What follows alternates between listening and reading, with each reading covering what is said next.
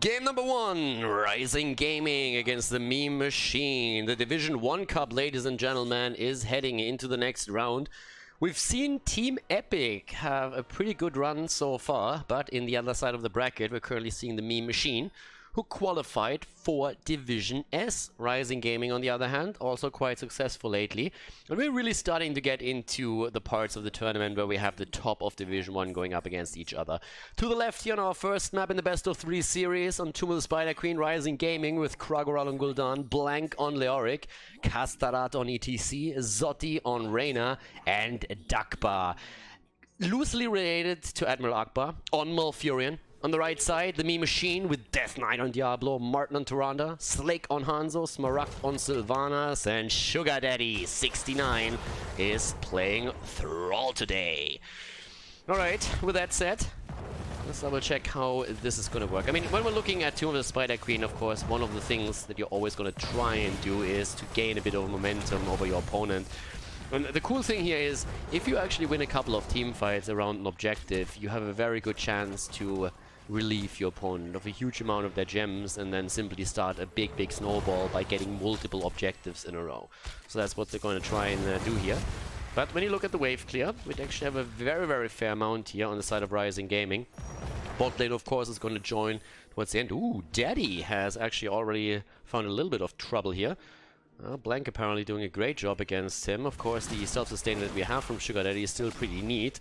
But the stacking process that we have on Thrall doesn't really look that great yet. If Blank already forced him to the early tap on the fountain, then that is definitely one of the tools you can't rely upon anymore as the solo laner. And that means that Slake is rotating in, trying to relieve some of the pressure. Daddy is in trouble, called for help, and there it is. Slake with a final hit is able to take down Leoric. It's a few gems lost here.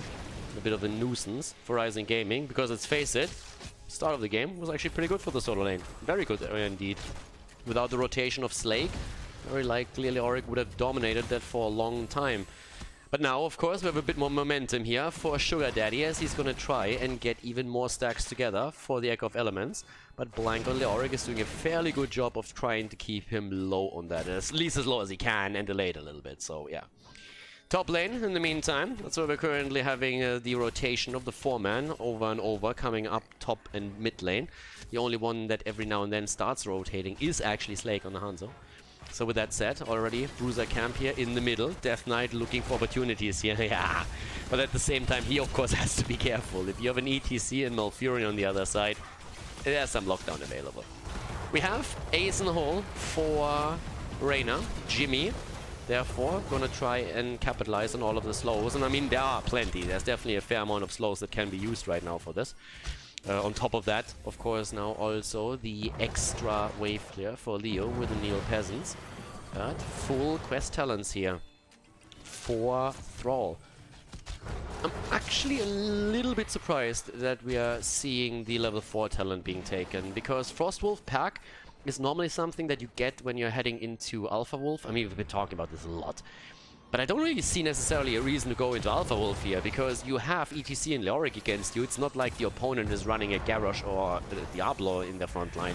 So you will still get value out of the talent, undoubtedly. But I could have totally seen him just simply go into Mana Tide on level 4 and then spec into Thunderstorm on level 16. But in this case, still trying to play around the reduced cooldown and mana from the 4 if he completes it, and pretty much take it from there. One single kill, the kill against Leoric early on in the game. We're having now Dakbar and Kastarat starting to rotate a bit too, but as you can see, both of the teams are now slowly attempting to get some gems turned in. And the first web, interestingly enough, the first web weaver oftentimes doesn't really do all that much. It's like this weird thing on Towers of Doom where you occasionally, sorry, on Tomb of Spider Queen, where you occasionally have the second turn-in being so much more effective than the first one.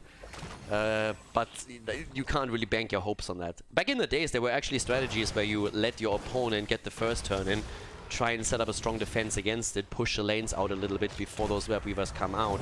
And then with the second one, because it already scaled a little bit harder, you were trying to do more damage. That's not really the case necessarily anymore, especially since with a bit of a misstep, around the turn-in, there can still be a lot that happens, and where your opponent doesn't only take down a wall, but is able to take a fort. We've seen as much as a double fort taken out. And obviously, when you have a Sylvanas on the field, that changes the entire dynamic then even more, because she can just disable the structure and help that push even more around that. Down to the bottom of the map, Blank, ooh, with a miss this time. Yeah, the General Leoric here once again in play. 5 stacks already for Sugar Daddy. He needs to be a bit careful that he doesn't miss the last one. He's going to be reset on that. Blue Web Weavers are coming down first. With that, Ryzing Gaming has a chance to snowball this a bit more. ETC on the level 7, not Echo Paddle or anything like that. Instead, the Hammer on. Don't really see that talent too much these days. Usually we have Echo Paddler if you're in need of wave clear, or we're having more face melt talents specced into. I'm going fully for that. Gul'dan sitting on 21 stacks, and the Web Weavers coming down. Thrall, of course, has to deal with the bot lane. Ooh, Diablo.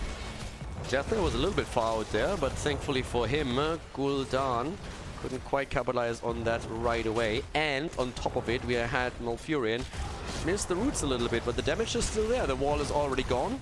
Sylph is taking care of the top lane. At the bottom of the map, we're seeing Leo also giving Sugar Daddy a hard time. And in the mid lane, yeah, that's an entire fort that goes down here. Okay, that was that. Fort down, top lane wall destroyed, bottom of the map with even more damage. This is actually starting to get a little bit nasty. Death Knight with an attempt. Yeah, this time the root is there, but Death Knight is able to walk away thanks to the heals from Tyrande. But you look at the mid lane, you see a destroyed fort. You look at the bot lane, this one has taken damage too and is eating even more as the rotation is coming in. And Daddy is very much so lost on the map, and he has 25 gems. And he's dead.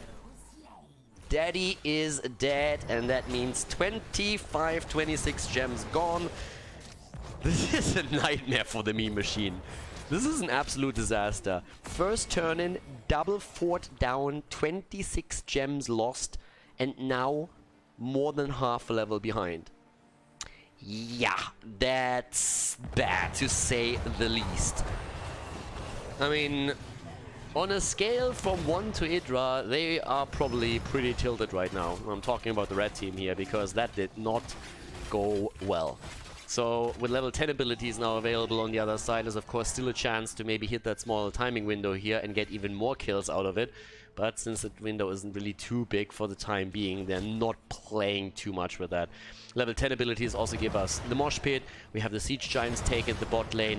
Immediate focus here in the middle. ETC now also completing his proc rogue on level 1. And Daddy is in trouble again. The arrow comes in. It's to Apocalypse, but everybody dodges it. They're going for Malfurion. Tranquility keeps them in place. And Leo is moving back into the heal power of Malf as well. Alright, so far, a lot of cooldowns exchanged, but no kills there. A lot of resources used by both teams. We still have those Siege Giants at the bot lane. We have the camp in the middle, and they're starting to go for it now. Level 10 abilities on both sides, but everything has been used with the exception of the Mosh Pit. So Khaldor on his ETC still has a chance to see if he maybe can get that through. Granted, there are obviously a few more interrupts that we're seeing here, especially Tyrande, of course, can always commit to that. But for now, they're pretty happy with the situation. They can turn in again, easily at that. Now there comes ETC, creates a little bit of space. That's what the hero is fantastic at. 25 gems turned in. Still a bit of an interrupt. Here comes the vision. But the double turn in attempt by ETC and Malfurion. Diablo coming in from the side. Both of them complete the turn in though. He's a bit too late. Now we have only 14 gems missing to get another Web Weaver wave for the blue team. And guess what? Those Web Weavers, or well, those Siege Giants and the Catapult in the bot lane, they're still doing work. And that of course forces the red team back and allows the turn-in to be completed by Ryzing Gaming. That is not a good position to be in on Tomb of the Spider Queen if you are the meme machine. The meme machine needs to crank out a couple of kill opportunities here if they really want to take that around, because so far they're level behind. They are very, very likely to lose the top one or two. There's the arrow into the APOC, and it doesn't really hit anyone. Everything got dodged. Leo moves out. Now Thrall is dead. ETC, though, dies as the counter kill. And Leoric misses the Entomb. The silence on Gul'dan. Ah, well, but here comes the kill against Sylvanas, and she's not the only one. 32 gems on Death Knight. If he falls, that's going to be more or less lights out.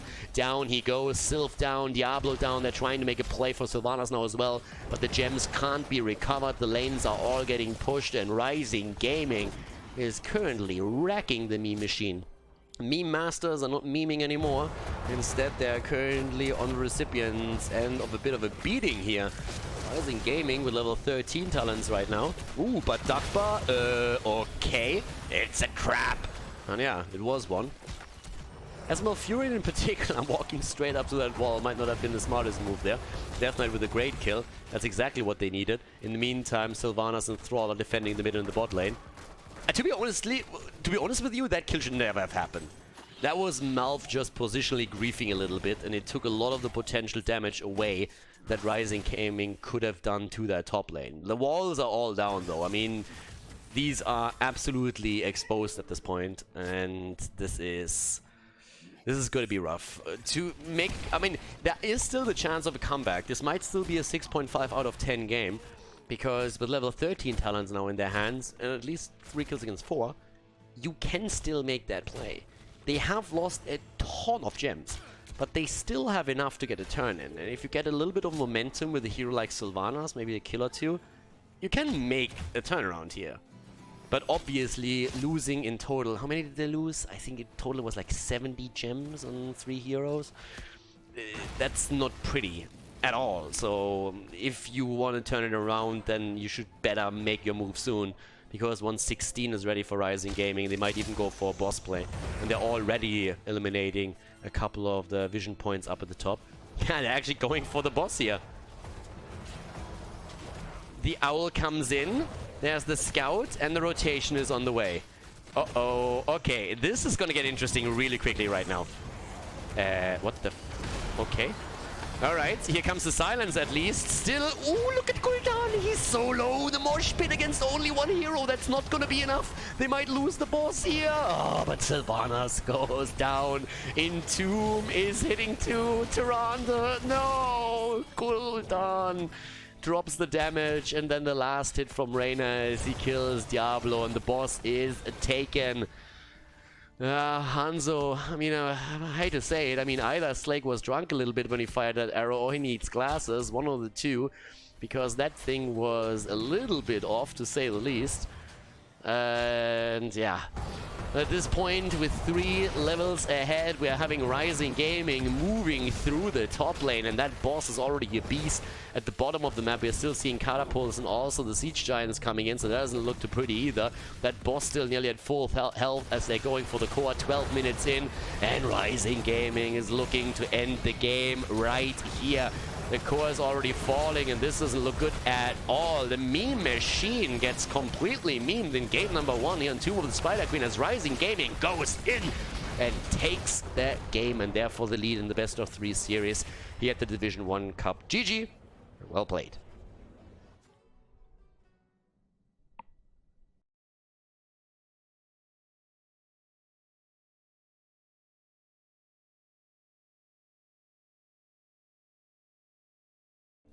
Game number 2, everybody. After my washing machine tried to kill me today, and the meme machine was also not really successful in the first one. We have a lot of machines happening here today. But, well, anyways, time, or story for another time, I want to say. In our second game on Infernal Shrines, we have Ryzing Gaming in the lead, and to the left, Thrall, played by Kragoral. We have Johanna, played by Kastarat. Zotti on Hanzo, gonna try to show Slake how to shoot an arrow. And Dakba on Rhaegar, blank on Leoric. And on the right side, it's Death Knight on Anubarak. The Haka is on one of his best heroes. Other way around, Sugar Daddy is on one of his best heroes. I'm not talking Chen today, I'm talking the Haka. He's really good with his tongues. Smaragd on Gul'dan, Martin on Tyrande, and Slake on Zeratul this time. Alright. Ready to go, baby. Let's jump straight into this one. And already we're having Pursuit of Flame taken for Gul'dan. No corruption this time. in that, just trying to get the AoE out with this. Now keep in mind, this is a best of 3 series. If the Meme Machine doesn't win this one and force a 3rd game, that means they're out of the tournament. And Team Epic would go up against Ryzing Gaming in the next round. If I'm not mistaken with the bracket. I might not be 100% correct on that. But they would advance. Let's put it like this. Ryzing Gaming would actually advance to the next round. So with that said, we're having up to the top lane, Blank, this time on Leo. I love the commitment to the General Leoric. It's still a fantastic skin. Took Blizzard only 3 years to put it into the game. But I'm seriously happy that we have that skin. Like, this thing is absolutely amazing, and there's very little that is better than that. Daddy already hitting those tongues like a champ. That's exactly what we've been talking about earlier. Death Knight is already sitting there. Khaldor gets a little bit of assistance, but both of the teams took the Khaldor camp, so that's going to be negated pretty soon. First objective is going to be the big one. If we have a rotation kill at any point in the early game, that would be a great start. But the one thing to watch out for is definitely the first objective and who's taking a bit of a lead here. Rhaegar, again, can Ancestral himself now. Someone on YouTube was the other day actually pretty shocked when exactly that happened. And Rhaegar started to Ancestral himself again. And apparently that caused someone a lot of games, or at least brought some motivation back, not quite sure. But yeah, so in case that you haven't caught that yet, that was one of the patch changes that was definitely a little bit more impactful, and also one of the reasons why we see a little bit more Rhaegar. If he's in trouble, you can always play around at that. Leo with the Consume Vitality straight into the Neo Peasant. And in the meantime, we're seeing the same setup here for Thrall as we saw in the last game. Ooh, Death Knight needs to be careful here. Wolf Quest with a Frost Wolf pack on level 4, and also on level 1 Echo of Elements again, trying to go for the double stack. Cleave build for Zeratul. I mean, it's nothing crazy with builds. The one thing that we have seen with changes, we already talked about at the beginning of the game. Obviously, on the side of Gul'dan, going to the Pursuit of Flames here. Not going for the Echoed Corruption, which we traditionally see in the game, trying to get that, that quest completed, and then of course on level 16, the Synergy. But for now, we're not really seeing that. Now, when you're playing the setup that the Meme Machine plays, you want to be aggressive during fights. I mean, you're looking for kills, because you have a Nubarak for the engage. Yeah, like this one, for example. But it doesn't hit properly. Nice Wraithwalk, just in time by Blank to dodge the stun. But yeah, you want to engage with the Nubarak, you want to follow it up with a Tyrande stun, and that's more or less the setup for Gul'dan to get the damage through. And in an ideal world, of course, Zeratul can always finish the target off. The position on the first shrine goes to Ryzing Gaming, though. The early bird catches the worm. That's what they are thinking here. Already moving in here. Here comes the Haka. And if Daddy is good at one thing, then it's his tongue. Dodges with the quick burrow. The drain from Leo, but so far we have no connect here from Sugar Daddy. Starting to move again, and gets him. Hits the tongue. Down goes Leo. And that was Gul'dan with a final blow here. Job well done. Might just give them the lead, but of course if you lose one hero, you want to lose Leoric. He's going to be back in the fight in just a few seconds. Doesn't even have the travel time from the Nexus. Income 28 against 34. Once more, Leo is back to business, but we have the pressure onto Slake in the backline. Ooh, Slake! Oh, and there's the kill. A mob to the face, and down he goes. We have the Haka falling too, and the blue team is actually also getting the Immortal, the Punisher. The Protector, the thingy. And it's not true, it's the red team. I'm lying. Alright, at least that. That would have been a huge problem if they lost the objective and 2 heroes. But at least like this, it's pretty much mitigated. Okay.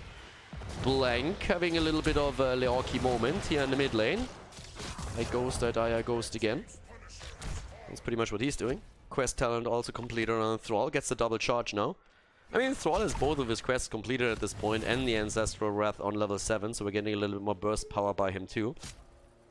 Celestial Attunement for Tyrande, also now on level 7, Hunger for Power. Just gonna try and sit in the back, especially of course with that added damage. Ooh, hoo, hoo, hoo. Zoti goes down, alright, look at Slake here. Taken out previously and turning it around and showing a Hanzo who's boss. Shaving that mustache off his face with a Psyblade. Shoving that bow where the sun doesn't shine. And yeah, Hanzo's dead. Job well done. And they take the camp. Alright. So the red team is definitely back. The red... Oh, and there. Yeah, there we go again. Protoss is kicking dog while on the ground. Someone call Peter. That's definitely something where we have to call the Cal police, because that is not great. So with that, we're having once again the attack down here at the bottom against another cam. Nobody has actually found that out. I mean, with the Owl now traveling from that spot, they should know what's going on there. But the rotation is definitely going to be too late to do anything about it. Or is it?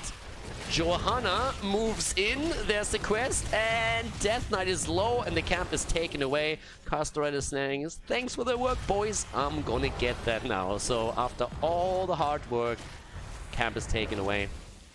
That's definitely a Kodak moment right there. Either way, the teams are heading into level 10 at roughly around the same pace, and that means that for the next objective, it is going to be ult time. So... I like the steal, by the way. I mean, Johanna literally walked on that point in the last second was possible. But now we have the ults in. We have Blessed Shield. We are also seeing on Swall's side again. Extra slows here through the Earthquake. Ooh, Leo, look at that. Someone was afraid to hit Entombs. Goes for the March of the Black King here. Granted, can get quite a bit of value, especially on the Shrine.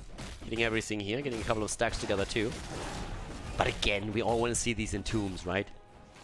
It's nothing more fun than judging a Leo when he misses an Entomb, or also just cheering for him when he gets like 2 or 3 people connected with the Entomb. Especially if you have an arrow then running straight into that, or you see, I don't know, an Apocalypse or something. But in this case, he went for the extra damage and sustainability right there. Top lane was pushed out so far, but the Shrine is activating in the middle. In a few more seconds. Horrify, of course, is also going to be a big one. We need to keep our eyes on the Haka as well. As we're going to have Sugar Daddy again. Gonna look for the... Gonna try and land that maybe against someone else, but Leoric in an ideal scenario would hit, well, either Thrall, Hanzo, or you're gonna go for Rhaegar if you can.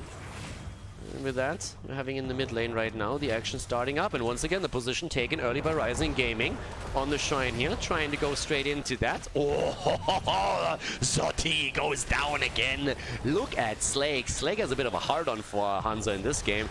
He's going in and drops him right away. And Hanzo is not having a lot of fun here, especially when Rhaegar isn't even close. That low HP pool is just a little bit too tempting, and Slake is just jumping in and jumping out the entire time. Takes him down once again. So with that, it looks like we're going to see another Arcane Punisher taken by the Meme Machine, or the first one, that is. Bot lane immediately attacked here, trying to go for a little bit of value. This is actually a really cool move, because right now, if they can get the entire fort, then it might be just a trade fort for fort, and that's pretty much it. Slake is the only one that's currently here, and he's like, team, team, team. Nobody gives a shit. Everybody's just sitting in the middle. So that fort is down. That's a freebie right there. Pretty cool move by Ryzing Gaming. No reaction on the side of Meme Machine. We're definitely talking about it, but decided to not go for it. Instead, they want to pressure. They're currently trying to pressure in the mid lane. They're definitely going to get the fort. The question is, how much more can they get? That's... Oh, okay. There's a jump. Punisher. Can they follow it up? Slake is already in and out. And another jump. Here comes the setup against 2. Ooh, the arrow misses! Oh, the Horrify doesn't. And that's the double kill. Double kill? Yeah, there we go. The man can look into the future. It's fantastic. It's a triple, baby! No, it's not. Down go Leo.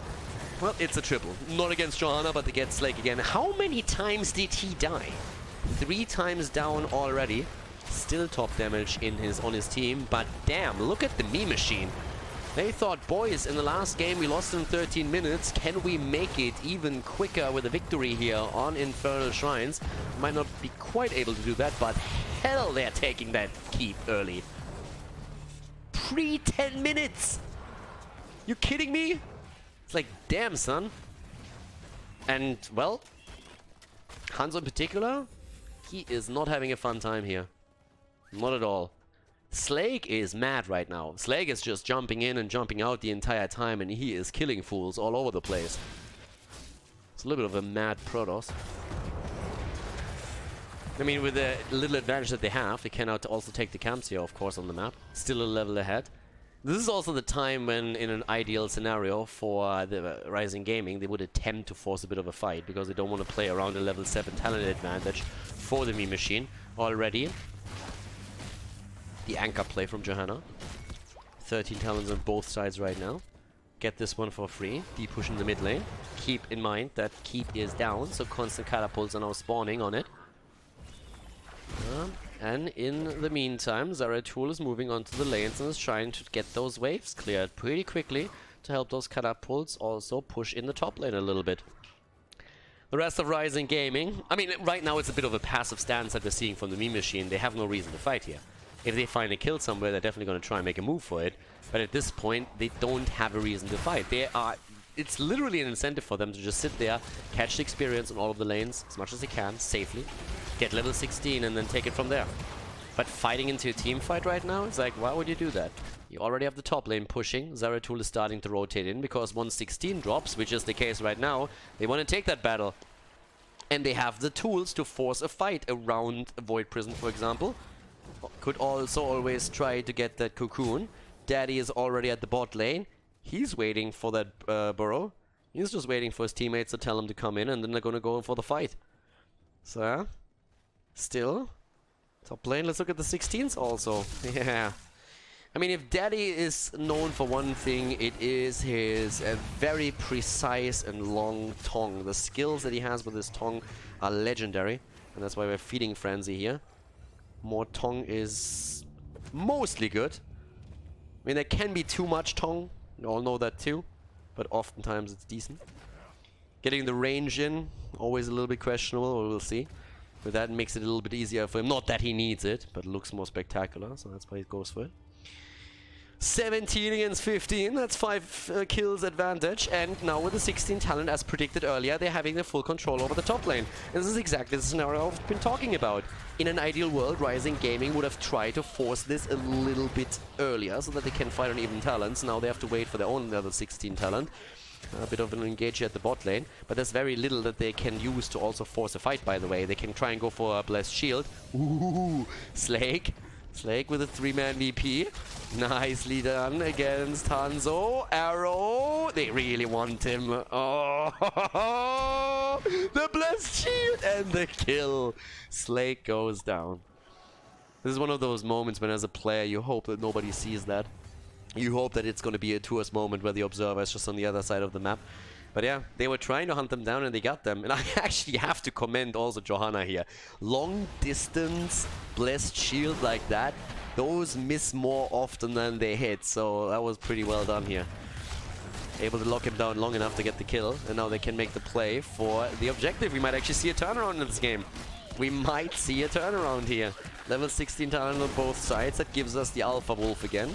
Still decent against the front line, even though the heroes are not really all that hit point heavy. And since it happens to be one at the top lane, it also means that the pressure through the catapults doesn't really matter up here. In the middle, on the other hand, they have to be careful with this one. There comes another camp in, so Daddy getting the camps here. This is actually a huge push. Someone will have to go back for this. Like, someone really needs to go back for this one right now.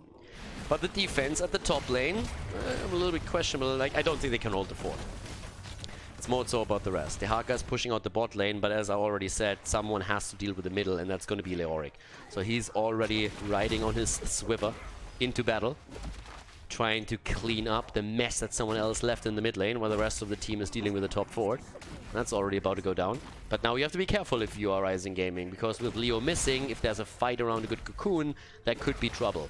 But they move away early enough. There's still the Punisher on the map, so they just simply take the fort. They say like, okay, that's pretty much it. Let's make sure that we're getting the fort. Let's make sure that we're defending in the middle, and then we can focus on the second fort here in the mid lane. But we don't have to make the play for the keep. It's just going to be a little bit too tricky. So far it actually works out. Taking the walls down, make sure that their opponent doesn't really have any vision on the map. And the longer the game goes, the more important vision becomes. It's actually one of those factors that a lot of the teams underestimate a little bit. When you don't know when you're like, look at the Haka, for example. The reason why Sugar Daddy has been so far back the entire time, where even here he was hiding at the bottom, is because they didn't have any vision up to the point where the rotation hit the mid lane. So if you don't know where your opponent is, there's always a chance that they're trying to make a quick rotation to your lane and take you down with a well-timed gank. And that's why Sugar Daddy needed to be so careful there. And if you just leave these walls up all the time, I mean, there are situations where the walls are actually beneficial. But in general, you want to take them down. Because if you leave them up and you make that rotation, then there's always a chance that you're moving through the vision range or the vision radius of a wall. And that will tell your opponent exactly how much time they have in that case. Talking time, Slake. Oh, there we go. Gets the dodge in. I was actually already waiting for the Hanzo arrow to be thrown out there, but this time Zeratul survives. The Haka has rotated topside instead. And there's the pressure at the bottom of the map. And again, same situation. Meme Machine doesn't want to fight. Why would they? There's no reason for them to. Just get the 20, play around 20. You have a 1.5 level lead. It's all that you have to do. Let them punch themselves out onto the wall. Don't lose a hero here. Don't lose Gul'dan. And he goes down. Gul'dan is dead. Ryzing Gaming. They are aiming for that moment. There's the Ancestral. Better safe than sorry moment here from Rhaegar. They're trying to go for another kill. The Haka is saying, I don't care about you plebs anymore. I'm going to win that game top lane. PvE, baby. That's what I'm here for. But down at the bottom of the map, the fight still continues because Ryzing Gaming is smelling blood in the water. And the Haka is actually moving down, saying, alright, it's time for moment. Tries to get the isolation through the Haka. Ooh, dodging a little bit. Oh, the kill against Zeratul. Ah, the nice Void Prison here. Zotti with the damage. They're down. And this might actually be the end. If Ryzing Gaming pushes that through, they have a chance now. The Tong misses. Tong misses at this moment. Blank goes in again, and they are going for that keep. And oh my god, Ryzing Gaming might actually just do it. They still don't have the 20, but they're moving in. Storm Talons or no, it doesn't matter anymore. Gul'dan is about to be back on the other hand. That kill was what started all of this. But now with Gul'dan back, there's the question, can they actually make this? And look at it, Meme Machine actually thinking about engaging here. They still have the Cocoon. They still could try and force this, but they do not have Zeratul. And they move away. What looked like an easy peasy game for the Meme Machine after the 10-minute keep is all of a sudden pretty open. And now we're actually seeing a bot lane shrine activated, which means that if Ryzing Gaming gets this one, that Punisher is moving straight towards the core. If the Meme Machine, on the other hand, wins it, there's still a fort, there's still a keep, and then you have to go to the core afterwards. So not really the best setup for them here. Heroic abilities are mostly back, not quite all of them yet, especially talking about the Void Prison here. 40,000 damage by Gul'dan, by the way. Zotti not having the best damage output here on Hanzo. Then again, didn't really see much of these poke wars. Johanna going in deep, let's shield, and the arrow on Gul'dan, and he goes down. Gul'dan is dead. 20 versus 20, good isolation here with the Contagion, and they're trying to get the counter kill. They need the counter kill and need it quickly, but the Ancestral is strong. Johanna on the other hand, there comes the Unstoppable. Daddy! And he burrows away. Daddy in the middle. In the meantime, the Void Prison against 3 in the back once more, but they are already retreating. Johanna has nearly fallen, and she goes down as Zeratul delivers the kill. Slake trying to keep his boys in the game. 23 stacks on the other hand against 15. The Haka about to move back in. 4 versus 4 right now. But Ryzing Gaming, they want the Punisher. They go for the Haka. Death Knight is there. Where is that epicenter? There we go. They get the stun. They go for Thrall. They're trying to drop him. Kragoral is low. Their tongue connects once again. The moves here from Daddy. But we have 36, 37 against 16 points now. And Leori goes in and takes the final one. He might die for it, but he at least gets the Punisher, and that means that the defense has to be strong here. Already Swiver out. Blank gets out of this one, and now we're having the Punisher easily, of course, baited into the middle if they really want to. But damn, that game gets tough all of a sudden. That was close. After Gul'dan died, this really looked like it's lights out, and then it was Slake with the play here, getting another quick kill in against Johanna after we already saw the indestructible proc. And that kill really made it happen. So 1v9ing here, as we're having an easy Punisher defense here before it even reaches the core or the keep. Sugar Daddy is even anchoring the play here. He had a pretty good tongue against Thrall too and was able to set that second kill up. But yeah, that keep or that core is not going to take any damage. But we are heading into the 20-minute mark. And it is still close. The kill count heavily in favor, I mean, decently in favor of the Meme Machine. But that doesn't matter anymore if you lose a hero right now. And especially, I mean, it seems to me like Ryzing Gaming has a total hard-on for Gul'dan. because he is getting dropped in nearly every one of these fights right now. They're jumping on him immediately. Johanna also setting up a lot of cool plays, just going in deep whenever there's a great moment for them. The damage follows. Invader at the top, trying to take the camp away here. In the meantime, the rotation is there. Uh-oh, Thrall, Horrify gets used. Yeah, there's the... Oh my god, Rhaegar, you little boss, you. Great cleanse, and then the Ancestral. They're still making the play right now for Kragoral, but once again, we're having the shields coming through. Oh, the Meme Machine. Martin is low, and he's gonna die. Martin goes down, Tyrande eliminated. Is there gonna be a counter kill? Nope, well, maybe. Slake procs the unstoppable on caster outs Johanna here, but they cannot get the kill. But Slake making the plays right now. Damn, son, he is everywhere. Jumps in, jumps out, and makes the plays while his teammates are currently just looking for an opportunity to follow up and secure those kills. But it's a 4 versus 3. Again, Thrall in trouble. Stun 1, stun 2 damage, and that's it. Thrall is down. Great play here, and Blank is also sitting here as like, hey, I want some damage too. Goes in, but yeah, that was a cool kill here. Cool kill against Thrall, an important one as well. Trying to make it a double, with Leo getting attacked here, but he's able to move out from this one.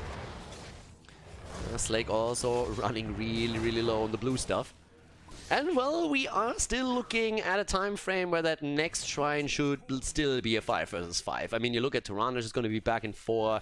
You look at Thrall is going to be back in a couple. Shields are taking damage, but Daddy is already on the job here. He's going to easily defend this one. Core shouldn't really be touched here. A nice owl again for the vision. This is one of the things that in a lot of games is always underestimated, how much of an advantage you can actually simply get with Tyrande outside of the stuns by basically just throwing the owls out and determining where exactly your opponent is. Helps a lot to not fall into traps, and at the same time, of course, you can also set up your own rotations when you know where your opponent is positioned and set up for the next fight. Damage output, by the way, 60k for Gul'dan, 56,000 for Zeratul. We're seeing Leoric actually taking the top numbers at this point for the blue team. Ryzing Gaming here at 49k for him.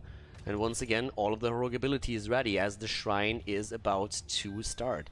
And this is probably going to be the last one. I mean, seriously, if you take this as Meme Machine, you pretty much have a shot at the straight win of the game at the core.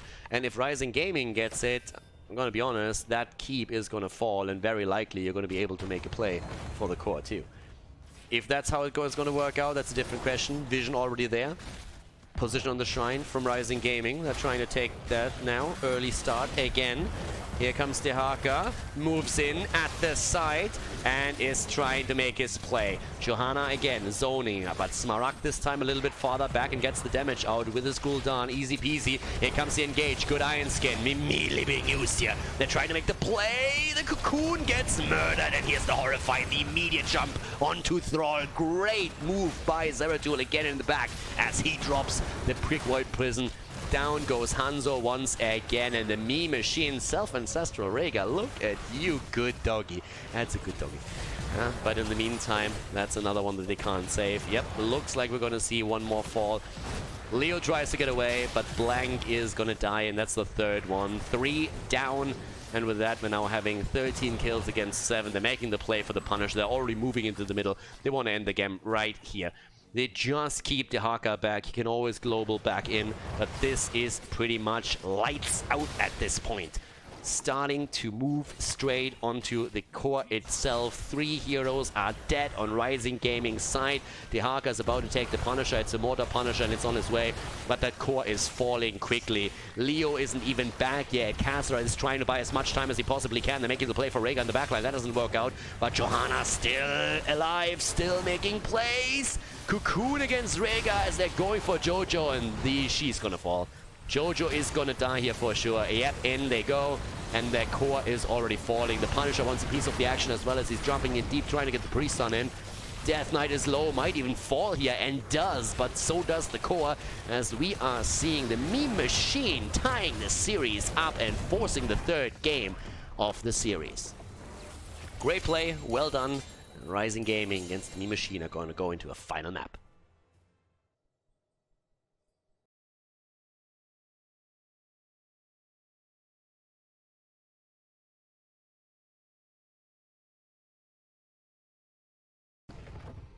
The final game of the series, everybody! Ryzing Gaming against the Meme Machine. Infernal Shrines turned the series a little bit on its head.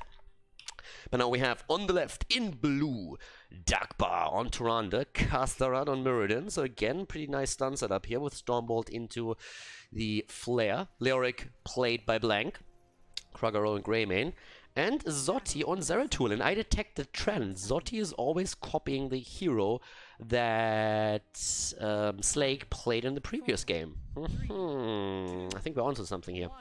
Meme Machine on the right with Death Knight on Anubarak, Sugar Daddy back on the Chen, Slake on Ming, Smaragd on Junkrat, and Martin on Uther. Alright, Uther is back to business here. Cocktail build on level 1 as well right now. Okay, so what else do we have? Chen, of course, doing Chen things again. First Stormbolt stack right there. It's actually kind of funny to see Sugar Daddy this often on his Chen. I mean, that guy really loves Chen. So far we've seen him on some crazy offlane heroes, and I can't wait for them to also make those plays in Division S, which I'm pretty sure is going to be the focus for them in the future here. But yeah, top lane, that's where we're going to see Chen against Leo. And to be honest, for Leo, those are pretty easy drains right there. I mean, one of Chen's things is he's just like an old drunk, just sitting here drinking the entire time. He doesn't really care what happens around him. And that is the perfect setup for Leoric to just drain, drain, drain all day long, and makes it very, very tricky. Also interesting to see that we have actually Muradin going back into the third wind. Now, that was for the longest time the absolute standard talent, especially when you were expected to take a lot of random poke damage. But most of the Muradin players started to move away and started to go straight into the Stormbolt quest on level 1. Not so in this game, with Junkrat and Ming on the other side and all the poke that you can expect here coming from them. We're having third wind taken, which allows Muradin to tank a lot more of these shots and then play around them. So pretty cool setup already for them. In the middle of the map, we're seeing Greymane putting his wave clear to some good use by taking down the camp, and that's already offsetting the balance at the top lane, because in the meantime, the Meme Machine didn't go for their own bruiser camp. Instead, we're having them with the Siege Giants down at the bottom of the map. Got to push that through and trying to get a bit of damage done here, but Greymane, of course, rotated to that own one as well and is playing around it now too. Top side, yeah. Someone had to rotate up to really help with this, and now Leo is actually in trouble. He should pretty much die here. Ooh, both of the stuns dodged. And they can't get ahead of him to body block him here. Okay, that feels bad. Death Knight just a second too early with the Wraith Walk wasn't over. It goes in a second too early. They don't get the kill against Leoric. Now again, granted, the kill against Leoric in this case wouldn't really have done a whole lot. To be honest with you, it would have done very little, because this early in the game, Leoric is back in just a few seconds. They wouldn't have lost any experience at the top lane, and the only advantage would have really been that little bit of XP that you get in the early game by killing a hero. Outside of that, it would have done nothing, because Leo with a short timer would have respawned very, very quickly, but obviously, it's still annoying. You want to get that kill, and even if it's just for confidence, but you can't expect to deny your opponent waves, for example, when the death timer is still so low and Leo is able to play around that. Yeah, Khaldor is actually getting decent stacks together here too. 7 already on this baseline quest. Chen is having it a little bit easier at the top lane right now, thanks to his level 4. The Ring of Fire allows him to have a bit more AoE damage. That's pretty nice for the wave clear. He's gonna need that. Daddy already. Thinking about rotations into the middle, but is missing out on all of those. So that's experience tonight. And you look over to the XP total in the game and you realize very quickly that Ryzing Gaming is doing a pretty decent job here. So at this point, nearly on level 7 for them. I need to be careful with this. Also level 4 adjustment with a Paralyzing Rage, even more slows. We have seen more flexibility on the level 4 talent. Ghastly Reach, Paralyzing Rage, a lot of that has been used in the past, but having the extra slow here, it's definitely an interesting one. Allows them for a little bit more work through also the stuns, of course. So you get a little bit more out of that too. Not a single stun, by the way, on Tyrande yet. And that shows a bit that we're not seeing the best synergy yet from Muradin and Tyrande here. They're not really roaming on the map and trying to follow these stuns up so that Greymane can make an engage happen. But once that we're seeing level 10 abilities, that setup is, of course, going to be very, very important to get the immediate burst damage in there. If you're looking over to the Meme Machine, on the other hand, they have a lot going for them here with that poke damage that comes out, because if you actually just poke them down with Junkrat, and then Ming gets the final blow in from the side. If Slake gets a good setup, they should be able to really get a lot of value out of the resets alone. Alrighty, a bit of damage here. Khaldor gets body blocked. Keep in mind that third wind is going to help him, depending on how low he drops here. Full focus on Death Knight into his armor. And we are seeing Zeratul attempting to offset the balance at the top lane a bit, going up against Daddy, but that minion could be jumped right away. Daddy is just simply going for the Kek again, and in the meantime, the bot lane, oh, close. Junkrat trying to make the play for Tyrande, not able to set that up just yet. But the 4 versus 3 is still in their favor. But of course, the problem that we are seeing on the horizon for Meme Machine is the level 10 ability. Once that level 10 is there, it is going to be pretty nuts. It's actually going to be really, really annoying, because that is such a huge advantage that we have in experience right now for Ryzing Gaming, that with a good level 10 you should be able to get your first Dragon Knight of the game. The Willing Vessel, even more solo lane focus here by Leo now that he's going into the additional self-sustain that he has up there. It's already annoying enough for Chen. Yeah, you see that battle, this is exactly the situation why he went into Willing Vessel. Just make sure that you're not losing the one-on-one battle here in any way. And Zeratul can of course always come in and try and get a quick kill against Chen. But a bit unlikely here. But it's a very, very calm game for now. I mean, there are a couple of attempts to go for kills. We've seen it against Leo and against Chen at the top lane in particular. But outside of that, we don't have even a kill yet. But once level 10s are there, that's an entire level lead. I mean, this is an entire level. Now you have heroic abilities, have fun playing around that. They already have to give up the Siege Giants here. They won't be able to play around that. Zotti is there. This time we have Entomb. And yep, they give it up. They have to. It's nothing else. That's actually a nice one. Could even stun that out to keep it up here a little bit longer. But eventually it's going to be taken by Ryzing Gaming. But obviously you're playing for time now. The more you can occupy Ryzing Gaming here at the camp, the easier it is for the Meme Machine to get that 10 and they play around that. Ryzing Gaming themselves are of course hoping for a fight, but they're not getting it. But they're at least going to try to drop the wall completely at the bottom of the map, and so far they're doing pretty well with that. 0 kills, 6 minutes and 40 seconds into the game. Let's see who's going to be the first blood here. Chen at the top, still locked into that battle against Leoric and doing well with that. But there's nothing really happening that would force a kill yet.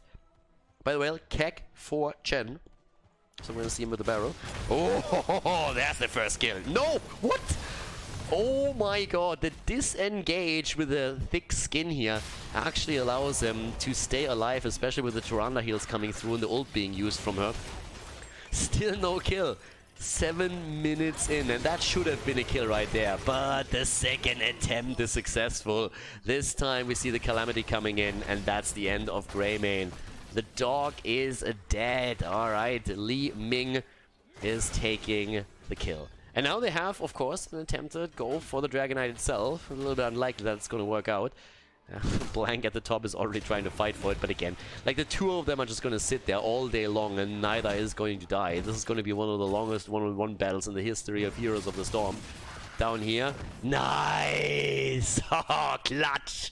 Good attempt by Zotti, but the timing just doesn't work out, and Junkrat is able to channel the Dragon Knight 200% through just before the damage comes in. Just before the damage is in here. And now, of course, the focus into the mid lane. Chen, in the meantime, has held that Shrine topside for as long as he could. That is a bit annoying for Ryzing Gaming. They were far ahead in experience, and now all of a sudden they're falling behind. Good stun down here. Already the wall in the middle destroyed. The Dragon Knight making the rotation down to the bot lane. Starting to get the first tower down. Let's see how much they can get. I mean, they're gonna get for sure at least that fountain if they want it, but they want to go for the fort itself. They have the damage there too. Stun and punt. Again, third wind is going to be great for Muradin. Here comes the stun, here comes the damage. Ooh, that is looking more and more like it could be a kill. Avatar being used, hops out again, gets punted once more. Where are you going now, Muradin, huh? Nowhere, I would assume. Muradin is going to have a jump ready. So far a little bit of the damage, and the stun right away. The second one misses! Entomb! The Divine Shield saving them for now. The Entomb against the Nubarak. He should be able to get out, maybe not. Okay. Oh, close call. Greymane wanted to kill there and didn't get it. But damn, Muradin actually survives, and they're going in and making the plays there. Level 13 talents are by now ready too, and that of course gives Muradin even more survivability thanks to the healing static. He's gonna need that, as we saw in the last fight. Chen is still up at the top. Leo is kind of done with him, at least for the time being. Zotti is forced in, but Portal's back because he's lacking mana. Can Chen actually interrupt that? Nah, Chen is just like, he's just drinking. That old drunk topside is just doing his thing and is pushing lane out as much as he can. At the bottom of the map, we have another camp taken now by Ryzing Gaming. So more pressure by them. Trying to get that fort down. But with that said, here comes again Smaragd. They have already taken the Siege Giants. Are going to help with the defense, but here comes a big push. And they're really starting to struggle a bit, especially with Zotti coming in. But Chen is there too. Barrel, baby. Now we're talking. They're trying to make the play for Tyrande. Daddy needs to be careful. He goes for the barrel. He's trying to go for Greymane instead. Pushes Greymane into a corner. But that's all that happens here. Already the cocoon on the ground. Leo in trouble. And they get at least a kill against Leo. The question is, can you get more? And they're going to try. They're going to try and make a play. But doesn't really look successful. Well, that was a good move by Ming, pushing them back out here. Void Prison hits one. Stun doesn't hit anyone. They can set... Oh, Ming a little bit too early here with the attempt to go for Muradin. Not like she would be able to kill him, don't get me wrong, but oh, again, blank. Oh my god. The Consume Vitality keeps him alive. He nearly died again. Just revived and already about to drop once more. But you look at your experience and we are still having a very, very even game here between the two teams. Camps are again taken. Junkrat on the move back. 16 is still a far cry away here. And I love how both of them are just like heavily trying to play around this. Keep also in mind, we don't have a global action in this game. There's no foresight, there's no Haka this time. The highest mobility that we see is Junkrat when he jumps through. And to an extent, of course, also Zeratul. Depending on where you have to go and from where. Access paths matter. Bottom of the map against the pressure attempt. For Ryzing Gaming, they have not found a kill yet, but they still had an experience. And they have a lot of pressure set up through the wave clear that Greymane has, just simply because he's going in and taking all the camps the entire time together with the help of the rest of the team.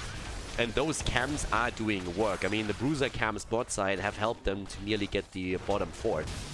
And up to the top, Zotti still trying to save those towers for as long as he can. And Greymane again is doing Greymane things. I mean, I just talked about it. He's on the camp the entire time. Camp. Nothing else that he can do there. They still try to get those kills. By the way, we have 12 minutes in. Tyrande so far had 4 stuns. But Muradin has nearly completed his quest on the baseline. Gets another one. Daddy gets healed and stays alive. Alright. Hits the keg once again and is able to sustain himself through. Blank is moving into this one. Okay, here comes Muradin and immediately Daddy goes down.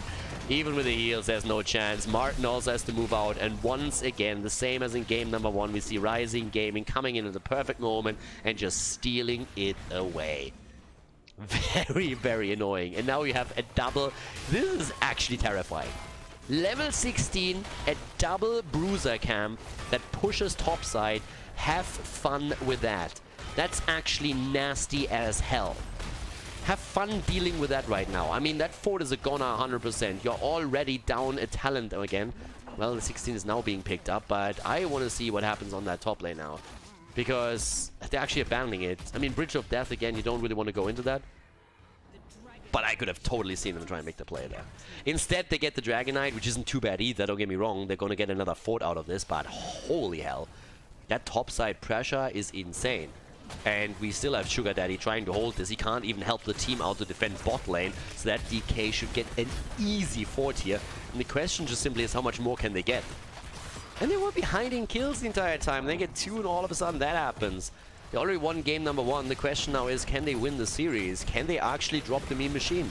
From the tournament, from the Division 1 Cup here. We have Epicenter on 16 for Nuburak now, so that's going to help him to at least make the engage a lot stronger. With that said, Firefly is taken for Ming. Cooldown reduction, not going into Mirror Ball here. And the keep is taking damage. I'm not sure if they can actually get it, but it's definitely getting a lot of damage pushed onto it. And here, Dragonite is going to expire. Yeah, that kick didn't really do too much. The punt, on the other hand, isolated Uther for a moment. And they're making the play. They can easily go for the keep here right now. It's an easy keep. We're talking 14 minutes to take it. There's the Rip Tire. Yeah, well, damage is not all that significant. Oh, but the kill against Ming is able to kill Tyrande. Kill against Tyrande, Ming gets the combo. Uta dies. Oh, so does Zeratul. Another kill against Greymane. It's literally just the resets, but the swiver to the face. She gets mopped right there. Muradin and Leo take her down. Muradin himself trying to get away, but yeah, that doesn't look pretty. Nope, he goes down to 4 against 2. That's the trade here, but they're not done yet. They're actually not done yet. Leoric is just ghosting away and he doesn't care. Well, he might care now because he's still being followed, and Blank goes down to 5-man team wipe right there. They go for the full team wipe, but the problem is, what are you going to do with it? There's no Dragonite on the map. You can't take a keep. The best thing that you can do is take maybe the fort. So, don't get me wrong. Kudos for taking them out, but there's very little on the map that they can do. Look at the minimap. There's pretty much no mercenary camp. Well, there's one spot that spawned just now, so they can at least get this one. They can the one at the bottom, so they get 2 mercenary camps out of this if they focus on it, and they should get the fort. But there's no DK, there's no massive advantage to this. They don't even get the fort. Don't even get that. They get 1 siege giant camp, and that's pretty much it. And here comes the re-engage. Blank is already trying to force something here, but Slake is firing away right there. So yep, up to the top lane. At least Sugar Daddy is getting a bit of value for his team. First of all, experience, of course. It helps them to catch up. They're pretty much on the same level now that we're seeing for Ryzing Gaming. Not behind by any means. And he might even get that fort because nobody cares about the Panda. That's a sad moment right there. You're Chen at the top lane. You're alone. Nobody cares about you. And it's just like, guys, I'm doing things. Really? Nobody? Nobody? Really? Nobody cares about me. It's tough times being Chen. He's a poor fella. But again, Daddy is kind of used to being alone on the top lane. He's playing the Haka a lot. So. Literal set Panda right there. Good push at the bot lane on the other hand now by Ryzing. And Ryzing wants to end this. I mean, look at the 20 that they have. They have an opportunity right now to really go in with the Storm Talent advantage and drop this. They've lost 1 fort at the top, and that's all they lost so far. They're still behind in kills, but who cares about kills when they can kill the core? Kills don't win you the game. Taking the core down wins you the game. And well, if they start with a kill against Death Knight, that would be a good start for the core. And oh, the Divine Shield. Oh, close. Clutch move. Again, trying to create a little bit of space here with the barrel. Keg away, baby. But we already have 3 catapults homing in on that core. Guys, this isn't looking pretty. The Rip Tire takes the catapults out. That saves your core for a little bit longer, but it's down to 70% already. Here comes the Cocoon against Zeratul. And Tomb doesn't really hit too much, so no bird alive for you. Oh, the kill against Uta. Make it a double as we see a Nubarak die. And that should very much be it. Yep, the Void Prison comes in as well, and that is game, ladies and gentlemen. The Meme Machine goes down in game number 3 as Ryzing Gaming clutches out the 2-1 victory and moves on to the next round of the tournament.